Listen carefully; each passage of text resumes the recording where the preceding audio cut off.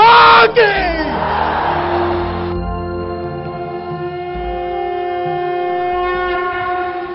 ప్రధానంగా ఈ దేవస్థానంలో చాలా మంది దగ్గర నేను ఇప్పుడు అడిగి కనుక్కున్నాను. ఈ దేవస్థానం విశిష్టత నేను చిన్నప్పటి ఇంకా వింటానే ఉంటాను. నాకు ప్రధానంగా ఈ దేవస్థానంలో ఉండే కొన్ని సమస్యలు కానీ, అంటే మనం ఒక సమస్యని మనం మాట్లాడుకున్నప్పుడే ఆ సమస్యకి పరిష్కారం చిక్కుతుంది. కాబట్టి ఈరోజు మనం అన్ని సమస్యల గురించి మాట్లాడుకుంటే అవన్నీ అతి తొందరలో క్లియర్ అవుతాయి అనేది నా ఒక ఒపీనియన్ అనమాట. కాబట్టి ఇంత గొప్పగా ఇంప్రూవ్మెంట్ అవుతా ఉంది అంటే రియల్గానే హ్యాండ్స్ ఆఫ్ ఈ దేవస్థానంలో పనిచేసే వాళ్ళందరికీ కానీ అందరికీ hands of first of all. కానీ ఇంకా ఏమైనా అవకతవకలు ఉన్నప్పటికీ కానీ అవన్నీ చెప్తే అవన్నీ నెరవేరుతాయని చెప్పి మహాతల్లి ముందర ఈరోజు డిస్కషన్ చేస్తూ ఉంటాము. సార్ చెప్పండి సార్, ఈ దేవస్థానంలో ప్రధానంగా మీకు తెలిసిన సమస్యలు ఇంకా ఏమన్నా ఉండేటి ఉంటే చెప్పండి. శ్రీ బోయకొండ గంగమ్మ దేవస్థానంలో దాదాపు 45 మంది కాంట్రాక్ట్ వర్కర్సు పనిచేస్తున్నారు. వీరు చుట్టుపక్కల ఉన్న స్థానికులు. ఈరోజు గంగమ్మ గుడి పవిత్రతను కాపాడే విషయంలో, భక్తులకి సౌకర్యాలు కల్పించడంలో వీళ్ళు శ్రమ తోడ్చి దాదాపు అన్ని గంటలు పనిచేస్తున్నారు. దాదాపు 12 గంటలు పనిచేస్తున్నారు. వీరికి మనం బోయకొండ గంగమ్మ దేవస్థానం గుడి ఆదాయం పెరిగింది. ఈరోజు భక్తులు పెరిగారు. గంగమ్మ అందరికీ మొక్కులు తీరుస్తూ ఉంది. మేము సిఐటియు తరఫున విజ్ఞప్తి చేస్తున్నాం. ఈ టీటీడీ బోర్డుకి, టీటీడీ యాజమాన్యానికి, అట్లాగే గంగమ్మ దేవస్థానం యాజమాన్యానికి మేము రిక్వెస్ట్ చేసేది ఏంటంటే, 13 సంవత్సరాలుగా పనిచేస్తున్న 45 మంది కాంట్రాక్టర్ వర్కర్సు వాళ్లకు కనీస వేతనం 18,000 రూపాయలు ఇవ్వాలని చట్టం చెప్తాం. సుప్రీంకోర్టు సమాన పనికి సమాన వేతనం ఇవ్వాలని. అయితే ఈరోజు గుడి ఆదాయం తగ్గింది కాబట్టి దాదాపు 5,000, 6,000 రూపాయలు ఇస్తూ దాదాపు 4,500 ఇస్తున్నారు. కానీ ఈరోజు పెరిగిన ధరలకు అనుగుణంగా వాళ్ళ పిల్లల చదువులు, వాళ్ళ ఆరోగ్యము, వాళ్ళ తల్లిదండ్రులు ఎలా బతకాలి? 4,500, 5,000 రూపాయలు, 6,000 రూపాయలతో ఇస్తామంటున్నారు. ఇది బాధాకరమైన విషయం. కాబట్టి దేవుణ్ణి నమ్ముకొని పనిచేస్తున్న సేవకులు వీళ్ళ కుటుంబం ఆర్థికంగా డెవలప్ కావాలంటే దేవుణ్ణి నమ్ముకొని పనిచేస్తున్నారు. కాబట్టి వీళ్ళకి కనీసం 9,100 రూపాయలు ఇవ్వాలని కలెక్టర్ గారు చెప్పారు. అయినా ఆ 9,100 రూపాయలు కూడా ఇవ్వడం లేదు. మేము ఈ ప్రెస్ ద్వారా, మీడియా ద్వారా విజ్ఞప్తి చేస్తున్నాం. టీటీడీ ఈఓ గారికి, పాలక మండలి సభ్యులకి, అట్లాగే రాజకీయ పార్టీ నాయకులకు అందరికి కూడా, తెలుగుదేశం పార్టీ కానీ లేదంటే వైఎస్ఆర్సీపీ కానీ అన్ని పార్టీ నాయకులు కూడా విజ్ఞప్తి చేస్తున్నాం. మేమంతా కూడా ఈ గంగమ్మను నమ్ముకొని పనిచేస్తున్నాం, సేవ చేస్తున్నాం. కాబట్టి మా కనీస వేతనం 9,100 రూపాయలైనా కలెక్టర్ గారు చెప్పింది ఇవ్వాలని చెప్పనేసి మేము ఈ కార్మికుల తరఫున తెలియజేస్తున్నాం. మొదటిగా. రెండవది సమస్య, ఇక్కడ భక్తులకి వానొస్తే తడుస్తున్నారు, ఎండొస్తే ఎండుతున్నారు. ఈరోజు గుడి ఆదాయం 7,000 కోట్ల రూపాయలు ఉందని చెప్పి చెప్తున్నారు కార్మికులు. 7 కోట్ల రూపాయలు ఉందని. అంటే ఈరోజు గుడి ఆదాయం 7 కోట్ల వరకు ఉండాలి. అది లెక్కలు మేము చెప్పింది కాదు. ఆ లెక్కలు బ్యాంకుల్లో ఉన్నాయి, డబ్బులన్నీ కూడా. అయితే భక్తులకు కనీస సౌకర్యాలు ఉన్నాయా అంటే కనీస సౌకర్యాలు లేవు. ఈరోజు మెట్ల నుంచి నడుచుకుంటూ వచ్చేటప్పుడు షెడ్లు కానీ, లేదంటే వాళ్లకు మంచినీటి ఆర్ఓ వాటర్, మంచినీటి సౌకర్యం కానీ, అట్లాగే వాళ్ళకి ఇక్కడ ఆహ్లాదకరమైన వాతావరణం ఉంది కాబట్టి పార్కు కానీ. రెండోది మీరు చూసినట్లయితే అక్కడ కట్టపైన సింగిల్ దారి ఉంది. హెవీ రష్ మంగళవారం, ఆదివారం వస్తే వేలాది మంది భక్తులు వస్తారు. అక్కడ రోడ్డు వెడల్పు చేయడంలో టీటీడీ పాలక మండలి సభ్యులు కానీ, ఈ దేవస్థానం సభ్యులు కానీ, లేదంటే ఇక్కడున్న రాజకీయ నాయకులు కానీ అభివృద్ధి గురించి పట్టించుకోవడం లేదు. ముందు మేము రోడ్డు వేయమని చెప్పని, ఎప్పటి నుంచో డబల్ రోడ్డు వేయమని చెప్పని, ట్రాఫిక్ అంతరాయం కలుగుతుందని చెప్పనేసి చాలా భక్తులు ఇబ్బంది పడుతున్నారని చెప్పని పదే చెప్పాము. ఆ రోడ్డు వెడల్పు చేయాలని ప్రధానమైన సమస్య. ఎక్కడ సార్? అంటే ఇప్పుడు మనము దేవస్థానానికి ఎంట్రన్స్ లో వచ్చే రోడ్డు కాకుండా దీనికి వేరే దారి ఏదైనా ఉందా? బస్ స్టాండ్ ముందర ఎంట్రన్స్ వస్తాం చూడు, ఊర్లోకి ఎంటర్ అవుతాం గుడి దగ్గర. ఓకే, గుడి దగ్గర బస్ స్టాండ్ ముందర. అవును, బస్ స్టాండ్ ముందర కట్ట ఉంది, చెరువు కట్ట. దాన్ని వెడల్పు చేయాలి.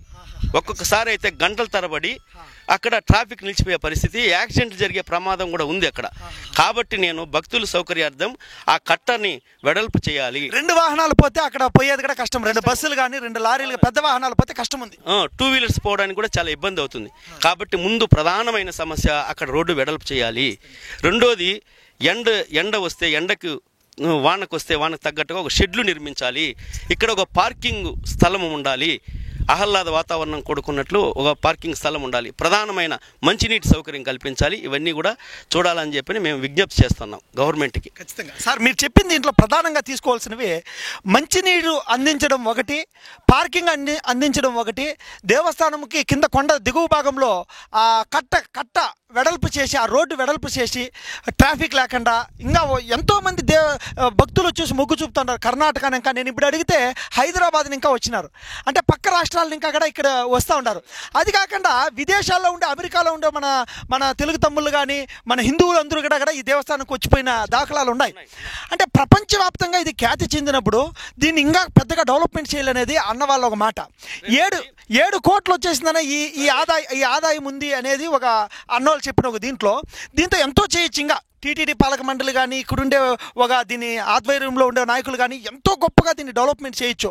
చెప్పాలంటే ఇంత ఒక ఆహ్లాదమైంది ప్లేసు మనకి బెజవాడ కనకదుర్గమ్మ దగ్గర కూడా ఇంత ఆహ్లాదమైన ప్లేస్, ఇంత విశాలమైన ప్లేస్ చిక్కడం కష్టం. రెండోది ప్రధానంగా బస్సు సౌకర్యం లేదు. ఆర్టీసీ బస్సు సౌకర్యం ఉండాలి. అంటే ఈ దేవస్థానానికి వస్తున్నాయి ప్రైవేట్ బస్సులు వస్తున్నాయి.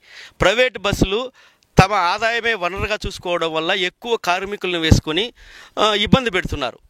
ప్రైవేట్ బస్సులు కూడా 1, 2 వాళ్ళకు కూడా పర్మిషన్ ఇవ్వండి, కానీ గవర్నమెంట్కి ఆదాయం చేకూర్చే ఆర్టీసీ బస్సులు నడపాలని చెప్పనేసి అవి సకాలంలో వస్తే ఈ వర్కర్స్కి కూడా డ్యూటీకి రావడానికి ఇబ్బంది లేకుండా ఉంటుంది. కాబట్టి ఆర్టీసీ బస్సులు కూడా నడపాలని చెప్పనేసి మేము ఆర్టీసీ డిపార్ట్మెంట్ని మేము కోరుతా ఉన్నాం. కాబట్టి ఈ ప్రధానమైన విషయాలన్నీ కూడా ప్రభుత్వం చర్చించి మాట్లాడి, పాలక మండలి సభ్యులందరూ కూడా చర్చించి ఇట్లాంటి కార్యక్రమాలు తీసుకొని కనీస వేతనం అమలు చేయాలి. సుప్రీంకోర్టు చెప్తుంది ఈరోజు కూలీకి పోతే 500 రూపాయలు ఇస్తున్నారు, కానీ దేవుణ్ణే నమ్ముకొని 13 సంవత్సరాల నుండి పనిచేస్తున్న వాళ్ళకి ఏమి మనము ఇస్తున్నాము? కాబట్టి అందరూ కూడా పెద్ద మనసుతో రాజకీయ పార్టీలు కానీ లేదంటే అందరూ కూడా ఆలోచించి వాళ్ళ కనీస వేతనం కలెక్టర్ ఏదైతే చెప్పాడో 9,100 రూపాయలు ఇవ్వాలని చెప్పని మరీ మేము విజ్ఞప్తి చేస్తున్నాం. అట్లా లేని పక్షంలో మళ్ళీ కలెక్టర్ని కలుస్తాం, సబ్ కలెక్టర్ని కలుస్తాం, అట్లాగే పాలక మండలి నాయకుల్ని, అలాగే అందరినీ కలుస్తాం. కాబట్టి మా బాధల్ని ఆలోచించండి, వినండి, కనీస డబ్బులు ఇవ్వండి అని చెప్పి మేము పదే పత్రికా మీడియా ద్వారా, ఎలక్ట్రిక్ మీడియా ద్వారా, ప్రింట్ మీడియా ద్వారా తెలియజేస్తున్నాం. కాబట్టి ఇప్పటికైనా ఈఓ గారు స్పందించి రాజకీయ ఒత్తిళ్లకు తలగకుండా 9,100 రూపాయలైనా ఇవ్వాలని చెప్పనేసి మేము విజ్ఞప్తి చేస్తున్నాం. అంటే మీరు అడుగుతా ఉండేది వచ్చేసి మీ సొంతగా అడుగుతా ఉండేది కాదు, కలెక్టర్ గారు చెప్పిన దీన్ని అమలు చేయమని చెప్పి అడుగుతున్నాం. కలెక్టరే చెప్పాడు, లేబర్ డిపార్ట్మెంట్ చెప్పింది. లేబర్ డిపార్ట్మెంటు కలెక్టర్ గారు కూర్చొని మాట్లాడుకొని 9,100 రూపాయలు ఇవ్వడం న్యాయం అని చెప్పింది. కానీ చట్టంలో ఏముంది, రోజుకు 642 రూపాయలు ఇవ్వాలని. అలాంటప్పుడు 13,000 రూపాయలు వస్తుంది వాళ్ళకి చట్ట ప్రకారం. అయితే అది కూడా వద్దు, 9,000 ఇవ్వండి అని చెప్పనేసి మొదటి దఫాగా మేము కోరుతా ఉన్నా. ఇంతవరకు వీళ్ళకి పిఎఫ్ లేదు, ఈఎస్ఐ లేదు. మూడోది వచ్చి వీళ్ళకి అంటే ఇక్కడ షూలు లేవు, అంటే మౌలికమైన సదుపాయాలు వీళ్ళకి బ్లీచింగ్ కానీ క్లీనింగ్ చేయడానికి వాళ్ళకు అన్ని కష్టం చేస్తుంటారు కదా. కాబట్టి వాళ్ళు కనీసం సౌకర్యాలు కల్పించాలి. బ్లౌజులు కానీ లేదంటే బాత్రూమ్స్ కడిగే వాళ్ళకి అంటే మాస్కులు కానీ షూలు కానీ ఇలాంటివన్నీ ఇవ్వాలి. ఈరోజు కార్మికులు బాగుంటేనే కదా యాత్రికులు వస్తారు, వాళ్ళకి సేవ చేస్తారు, మంచి గుర్తింపు ఉంది. కార్మికులను కూడా భక్తుల్లాగా భావించి వాళ్ళ సేవలను కూడా మనం వాళ్ళని అభివృద్ధిలోకి తీసుకోవాలని చెప్పి, వాళ్ళని బాగుపరిచేదానికి వాళ్ళని కూడా ఆదుకోవాలని చెప్పి మేము పదే సిఐటి యూనియన్ తరఫున డిమాండ్ చేస్తున్నాం. నా పేరు నారాయణ బాబు, సిఐటి జిల్లా ఉపాధ్యక్షులు. సార్ సిఐటి అంటే ఏం సార్? అది central India trade union. Central India trade union ఇది అన్ని రాష్ట్రాల్లోనూ అన్ని దేశాల్లో ఉంది, సెంట్రల్లో ఉంది. కాబట్టి ప్రతి మండల హెడ్ క్వార్టర్లో కూడా సిఐటి కార్మికుల సమస్యలపైన వాళ్ళ కనీస వేతనాలు పెంచాలని చెప్పని, వాళ్ళకి ఉద్యోగ భద్రత కల్పించాలని చెప్పని, చట్టపరంగా ఏమైతే రావాలన్నా అవన్నీ కూడా ఇవ్వాలని చెప్పని మేము యూనియన్ తరఫున పాలక మండలికి, ఈఓ గారికి విజ్ఞప్తి చేస్తున్నాం. ఖచ్చితంగా సార్. మీ కార్యాలయం ఉండేది ఎక్కడ సార్? తిరుపతిలో ఆఫీస్ ఉంది మాది, తిరుపతిలో ఉంది ఆఫీసు. అట్లాగే చిత్తూరులో ఉంది మా ఆఫీసు, అట్లాగే మదనపల్లిలో ఉంది, పుంగనూరులో కూడా ఉంది. మాకు ప్రతి మండలంలోన మాకు అంగన్వాడీ వర్కర్సు, అట్లాగే మిడ్ డే మీల్స్, స్కీమ్ వర్కర్లు ఏదైతే ప్రభుత్వానికి ప్రజలకి వారధిగా స్కీమ్ వర్కర్స్, ప్రభుత్వ సంక్షేమ పథకాలన్నీ స్కీమ్ వర్కర్గా పనిచేసే వాళ్ళకందరికీ కూడా మా యూనియన్ చట్ట ప్రకారం వాళ్ళకి ఇవ్వాల్సిన కనీస వేతనాలు కానీ లేదంటే వాళ్ళకి పిఎఫ్, ఈఎస్ఐ, సామాజిక భద్రత, ఉద్యోగ భద్రత కల్పించాలని చెప్పి ప్రభుత్వాన్ని మేము కోరుతా ఉన్నాం. ఖచ్చితంగా సార్. అదే మీరు నిన్న చూసినట్లయితే పుంగనూరులో కూడా వచ్చేసి సిపిఐ ఆధ్వర్యంలో జరిగిండేది, దానికి కూడా మీ మద్దతు ఉందా సార్? అంటే వాళ్ళు చెప్పింది దీని ప్రకారం, నేను తెలుసుకుని దీని ప్రకారం ఏమంటే ఇక్కడ రాజకీయ పార్టీ వేరు, అంటే అది పొలిటికల్ పార్టీ. మేము ఈ విషయంలో పొలిటికల్ పార్టీని ఇన్వాల్వ్ చేయదలుచుకోలేదు. ఓన్లీ కార్మికులు, ట్రేడ్ యూనియన్ యూనియన్లు కార్మిక చట్టాలు అమలు చేయమని చెప్పి మేము సిఐటిగా విజ్ఞప్తి చేస్తున్నాం అందరినీ కూడా.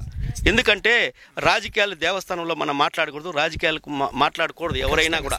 కాబట్టి ఓన్లీ కార్మికులు, గుడి అభివృద్ధి గురించే మాట్లాడుకోవాలి సార్. ఖచ్చితంగా నేను అడిగిన క్వశ్చన్ ఏమంటే, నిన్న వచ్చేసి వాళ్ళు చెప్పిన దీని ప్రకారంలో ఏమంటే, పుంగనూరులో వచ్చేసి అక్కడ శుద్ధి చేసేవాళ్ళు, పుంగనూరులో వచ్చేసి పారిశుద్ధ్య కార్మికులు, అంటే ఆ కార్మికులకు కూడా మీరు అంటే వేతనాలు పెంచాలనే దానిపైన మీరు అనుకున్నారు? అదే మేము టోటల్గా మా యూనియన్ కార్మికుల గురించి, సఫాయి కార్మికులు అంటారు వాళ్ళని, మున్సిపాలిటీలో పనిచేసే వాళ్ళని, పంచాయతీలో పనిచేసే వాళ్ళని, ఎవరైతే కాంట్రాక్ట్ కార్మికులు వీళ్ళంతా కూడా బడుగు బలహీన వర్గాలు.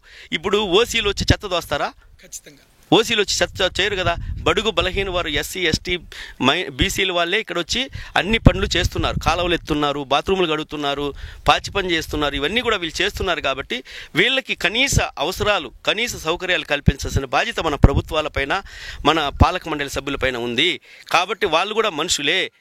వాళ్ళకి ఇవ్వాల్సిన గౌరవం, వాళ్ళకి ఇవ్వాల్సిన సంక్షేమ పథకాలు, వాళ్ళకి ఇవ్వాల్సిన ఇల్లు, కూడు, గుడ్డ, చదువు, విద్య, వైద్యం అన్నీ కూడా అందించాలని చెప్పి మేము కోరుతా ఉన్నాం. ఖచ్చితంగా సార్ చాలా గొప్పగా చెప్పినారు. రియల్గానే చాలా సంతోషం సార్. ఈ దేవస్థానం అభివృద్ధి ఇంకా గొప్పగా చేసుకోవచ్చు అనే విషయం ఇంకా పట్టి రోడ్ల గురించి, అదేవిధంగా ఇక్కడ పనిచేసే కార్మికులు మహిళలే అనుకుంటా సార్ ఎక్కువ శాతం. మొత్తం మహిళలే 40 మంది ఉన్నారు. వీళ్ళు కూడా వాళ్ళకి భూమి లేదు, 1 సెంటు భూమి లేదు, వాళ్ళకేమి పెద్దలు సంపాదించిన ఆస్తులు లేవు, ఏం లేవు, ఇల్లు కూడా లేవు. మేము ఇక్కడే ఒక క్వార్టర్స్ కట్టిస్తే వాళ్ళు ఇక్కడే ఉంటారు కదా. కాబట్టి వాళ్ళకి ఇంటి స్థలాలు ఇవ్వాలని చెప్పనేసి, అలాగే వాళ్ళకి కనీస సౌకర్యాలు ఏమున్నాయో అవన్నీ కూడా, వాళ్ళకి విద్య, వైద్యం, మెడికల్ క్యాంప్ కూడా పెట్టచ్చు వాళ్ళకి, వాళ్ళ ఆరోగ్యం గురించి.